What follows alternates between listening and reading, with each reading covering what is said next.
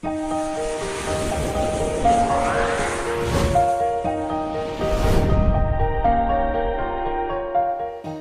दोस्तों, स्वागत है आपका एजुकेशन अड्डा 99 पे।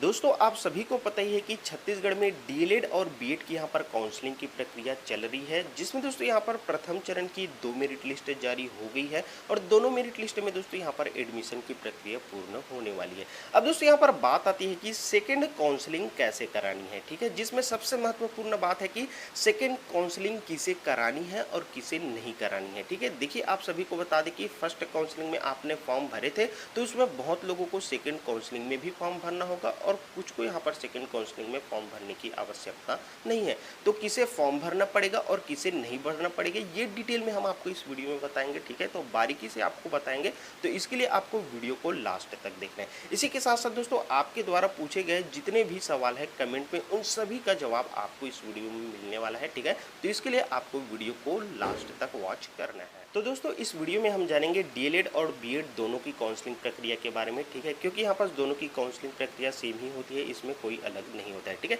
इसमें 2 चरण में यहाँ पर काउंसलिंग की प्रक्रिया होनी है, आप सभी को पता है, जिसमें प्रथम चरण की काउंसलिंग प्रक्रिया हो गई है। अब यहाँ पर सेकंड चरण की काउंसलिंग प्रक्रिया होने वाली है। ठीक है, अब दोस्तों यहाँ पर बात आती है कि देखिए, काफ़ी सबसे ज़्यादा कमेंट हमें यहाँ आ रहा था कि हमारा फर्स्ट लिस्ट में नाम आ गया है और यहाँ पर सेकेंड मेरिट लिस्ट में भी नाम आ गया है, तो क्या हमें सेकेंड काउंसलिंग करानी पड़ेगी। तो देखिए, यहाँ पास आपका फर्स्ट मेरिट लिस्ट में नाम आया था तो यहाँ पास आपको रिजेक्ट करने का ऑप्शन दिया गया था। ठीक है, तो यहाँ पास आपने रिजेक्ट करने का ऑप्शन का फायदा उठाया, फिर इसके बाद आपको नियमतः सेकेंड मेरिट लिस्ट में भी शामिल कर लिया गया, क्योंकि दोस्तों यहाँ पर नियम यही है कि आपको एक बार रिजेक्ट करने का ऑप्शन दिया गया है और एक बार आप रिजेक्ट करने का ऑप्शन का फायदा लेते हैं तो आपको स्वतः ही जो नेक्स्ट मेरिट लिस्ट आने वाली होती है उसमें आपको शामिल कर लिया जाता है। इसके बाद दोस्तों आपको फिर से दोबारा नाम आ जाता है आपका, तो आपको मेरिट लिस्ट को कैंसिल करने का, मतलब कि रिजेक्ट करने का ऑप्शन नहीं दिया जाता। तो ऐसी स्थिति में दोस्तों आपको रिजेक्ट करने का ऑप्शन तो नहीं दिया गया है, मतलब कि आप रिजेक्ट तो नहीं कर सकते।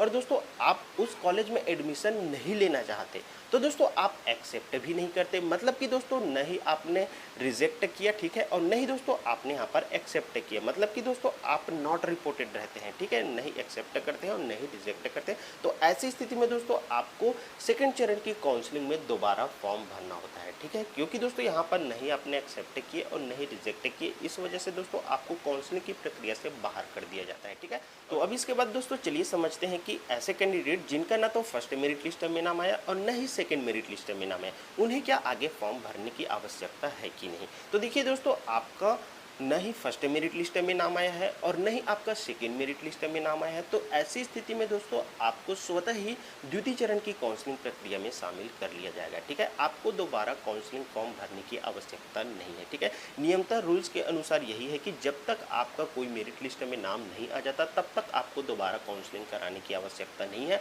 आपको आगे की जो नेक्स्ट चरण की काउंसलिंग प्रक्रिया है उसमें स्वतः ही शामिल कर लिया जाता है। ठीक है, लेकिन दोस्तों यहाँ पास आप एक चीज़ ध्यान दीजिएगा, देखिए आपका न तो फर्स्ट मेरिट लिस्ट में नाम आया और न ही सेकंड मेरिट लिस्ट में नाम आया। ठीक है, तो जितने कैंडिडेट का नाम आया था उन लोगों ने यहाँ पर एडमिशन लिए। उसके बाद दोस्तों यहाँ पास जो कॉलेज आपने सिलेक्ट किया है, ठीक है, उसमें कई कॉलेज ऐसे हैं जिसमें बहुत कम सीट बचती है। इसके बाद दोस्तों अब बात आती है कि सेकेंड चरण की काउंसलिंग तो आपको नहीं करानी है, नहीं कराना पड़ेगा। ठीक है, तो ऐसी स्थिति में दोस्तों यहाँ पास अगर आप चाहेंगे तो अपने कॉलेज में परिवर्तन कर सकते हैं, जो प्रेफरेंस सिलेक्ट किए रहेंगे उसमें आप बदलाव कर सकते हैं। आपको शुल्क भुगतान करना पड़ेगा और आपको अपना कॉलेज में परिवर्तन करना चाहते हैं अगर प्रेफरेंस में, तो आप उसमें चेंजेस कर सकते हैं। ठीक है, लेकिन आपको द्वितीय चरण की काउंसलिंग प्रक्रिया में दोबारा फॉर्म भरने की आवश्यकता नहीं है। ठीक है, अब इसके बाद दोस्तों काफ़ी कैंडिडेट का ये भी सवाल था कि सर हमारा फर्स्ट मेरिट लिस्ट में तो नाम नहीं आया लेकिन सेकंड मेरिट लिस्ट में नाम आ गया, लेकिन सर हमें जो सेकंड मेरिट लिस्ट में कॉलेज मिला है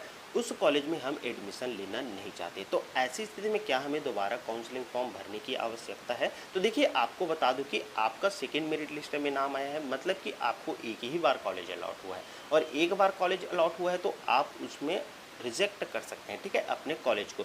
तो जो यहाँ पास अपने कॉलेज को रिजेक्ट करते हैं उन्हें जो नेक्स्ट मेरिट लिस्ट आनी है उसमें स्वतः ही शामिल कर लिया जाएगा, ठीक है, क्योंकि वहाँ पास उनको एक बार कॉलेज रिजेक्ट करने का फ़ायदा दिया जा रहा है, ठीक है। तो आपको सेकंड चरण में फिर से काउंसलिंग फॉर्म भरने की आवश्यकता नहीं है, क्योंकि आपको जो नेक्स्ट मेरिट लिस्ट आनी है उसमें स्वतः ही शामिल कर लिया जाएगा, ठीक है। तो इस तरह से दोस्तों मुझे उम्मीद है कि आप लोगों को समझ में आ गया होगा कि किसे सेकेंड काउंसलिंग करानी है और किसे सेकेंड काउंसलिंग नहीं करानी है, ठीक है। अब दोस्तों यहाँ पर सेकेंड काउंसलिंग के लिए फॉर्म कब से अप्लाई करेंगे और कैसे करेंगे, आइए इसके बारे में भी आपको बता देते हैं। तो दोस्तों यहाँ पास आप देखेंगे कि जो प्रथम चरण की सेकेंड मेरिट लिस्ट जारी की गई है उसमें अभी एडमिशन की प्रक्रिया 7/10/2024 तक चलने वाली है, ठीक है। इसके बाद दोस्तों जितना भी रिक्त सीट बचता है उसकी जानकारी आपको 8/10/2024 को दे दी जाएगी, ठीक है। तो जितना रिक्त सीट बचेगा दोस्तों उसके बारे में हम आपको एक अलग से वीडियो बनाकर बता देंगे, ठीक है। इसके लिए बिल्कुल निश्चिंत रहिए, बस आपने चैनल सब्सक्राइब नहीं किए होंगे तो सब्सक्राइब करके रख लीजिएगा आगे की अपडेट के लिए, ठीक है।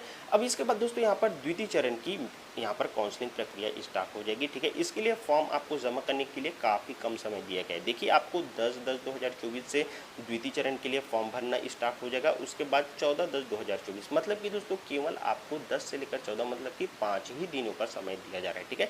इन्हीं 5 दिन के भीतर में आपको काउंसलिंग के लिए फॉर्म भरना होगा। लेकिन एक चीज़ का ध्यान रखेंगे कि यहाँ पर जो आपका रिक्त सीट जारी किया जाएगा उसमें कई कॉलेज में काफ़ी ज़्यादा रिक्त सीट रहेंगे और कई कॉलेज में बहुत कम रिक्त सीट बचे रहेंगे, ठीक है। तो ये रिक्त सीट को देखते हुए आपको अपने जो सेकंड काउंसलिंग कराएंगे उसमें कॉलेज प्रेफरेंस चयन करना है, ठीक है। तो कॉलेज प्रेफरेंस कैसे चयन करेंगे, कैसे फॉर्म भरेंगे, इसके ऊपर एक पूरा डिटेल वीडियो बनाकर हम आपको बताएंगे, ठीक है। बिल्कुल निश्चिंत रहिए इसके लिए, बस अपने चैनल सब्सक्राइब नहीं किए होंगे तो सब्सक्राइब करके रख लीजिएगा, ताकि आगे जो ये सेकंड काउंसलिंग की जो सारी प्रक्रियाएं होनी है इन सभी की जानकारी दोस्तों इन इंपॉर्टेंट डेट्स पर आप सभी को पता चल सके, ठीक है। इसके बाद दोस्तों चलिए अब आप लोगों के द्वारा जो कमेंट आया है उसका भी हम यहाँ पर आंसर देने की कोशिश करते हैं। तो देखिए दोस्तों यहाँ पर एक कैंडिडेट का कमेंट आया था कि सर जी जो फर्स्ट काउंसलिंग एक्सेप्ट की है और नहीं रिजेक्ट की है, क्या करें, वो सेकंड काउंसलिंग में नाम आएगा कि नहीं। तो देखिए दोस्तों आपको जो कॉलेज मिला था उसे न तो आपने एक्सेप्ट की है और न ही रिजेक्ट की है, मतलब कि आप नॉट रिपोर्टेड हैं, ठीक है। तो ऐसी स्थिति में दोस्तों आपको काउंसलिंग की प्रक्रिया से बाहर कर दिया जाता है, तो आपको सेकंड काउंसलिंग में दोबारा फॉर्म भरना पड़ेगा, ठीक है। तभी आप सेकंड काउंसलिंग की प्रक्रिया में शामिल हो पाएंगे और आपकी जो नेक्स्ट मेरिट लिस्ट आने वाली है उसमें नाम आएगा, ठीक है। इसके बाद दोस्तों यहाँ पर एक और कैंडिडेट का कमेंट आया है, चलिए इसे भी देख लेते हैं। तो दोस्तों यहाँ पर पूछा गया है कि सर फर्स्ट काउंसलिंग में नाम नहीं आया, सेकंड काउंसलिंग फिर से करना पड़ेगा क्या। तो देखिए यहाँ पास आपका जब तक किसी भी मेरिट लिस्ट में नाम नहीं आ जाता तब तक आपको दोबारा काउंसलिंग कराने की आवश्यकता नहीं है, ठीक है।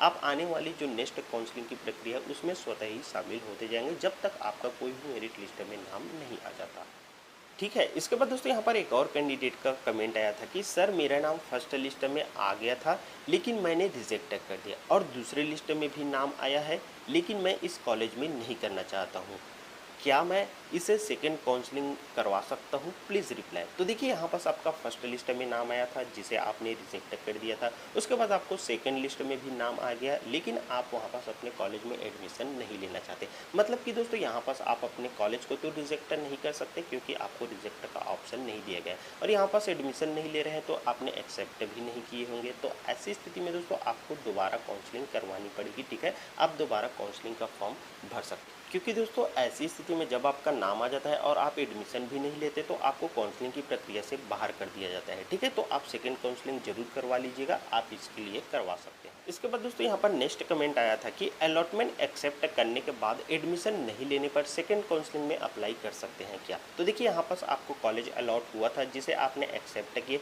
उसके बाद आप वहाँ पास एडमिशन नहीं लेते, तो ऐसी स्थिति में आपको सेकंड काउंसलिंग करानी पड़ेगी, ठीक है। आप सेकंड काउंसलिंग में अप्लाई कर सकते हैं। तो इस तरह दोस्तों मुझे उम्मीद है कि आप लोगों को आपके काफ़ी सारे सवालों के जवाब मिल गए होंगे, ठीक है। अब इसके बाद दोस्तों यहाँ पर द्वितीय चरण की काउंसलिंग के लिए जैसे ही यहाँ पर 10/10/2024 को फॉर्म स्टार्ट हो जाएगा तो दोस्तों इसमें आपको फॉर्म कैसे भरना है इसके ऊपर एक डिटेल वीडियो बनाकर हम आपको बता देंगे, ठीक है। तो अगर आप हमारे चैनल पर नए आए होंगे तो चैनल को जरूर सब्सक्राइब कर लीजिएगा आगे की अपडेट के लिए, साथ ही साथ वीडियो को भी लाइक कर दीजिएगा, ठीक है। तो इस वीडियो में दोस्तों बस इतना ही, चलिए फिर से मिलेंगे आपके साथ एक नई वीडियो लेकर, तब तक के लिए धन्यवाद, जय हिंद।